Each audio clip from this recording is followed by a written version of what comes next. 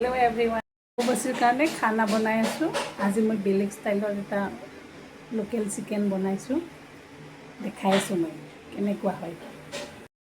नमस्कार সকলোকে मोर এই সৰু ব্লগটোত সকলোৱে মৰম দিব বুলি মই আশা কৰিলোঁ।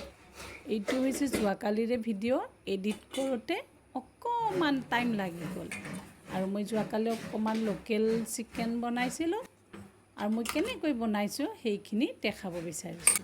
প্ৰথমতে মই কুকাৰটোত মাংসখিনি লৈ কাটি থোৱা পিঁয়াজখিনি দি পেলাই পেষ্ট কৰি থোৱা মই আদা নহৰু জালুক জলকীয়াৰ পেষ্টটো দি তাৰ পাছত মই অকণমান হালধি দিছোঁ।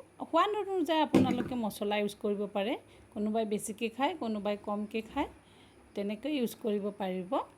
আৰু মই মছলাখিনি দি পেলাই সোৱাদ অনুযায়ী নিমখ দিছোঁ। নিমখ দি মই অকণমান কেঁচা সৰিয়হ তেল দিছোঁ। মই কিন্তু মাংসত অকণমানো পানী ব্যৱহাৰ কৰা নাই।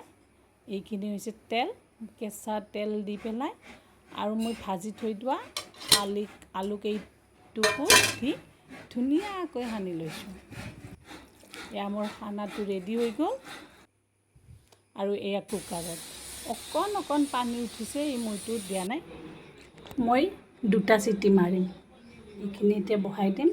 দুটা চিটি মাৰিলে বন্ধ কৰি থ'ম মই।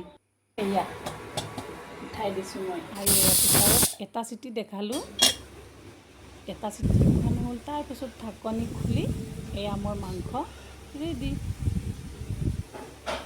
এনেকুৱা হৈছে, বহুত টেষ্টি হ'ব যেন লাগিছে, মোৰ বহুত সোৱাদ হ'ব যেন লাগিছে। খাই চাওঁ কেনেকুৱা হয়। আৰু পিছত কুকাৰৰ পৰা বাতিত আহি গ'ল আৰু আমি খালোঁ যোৱাকালি।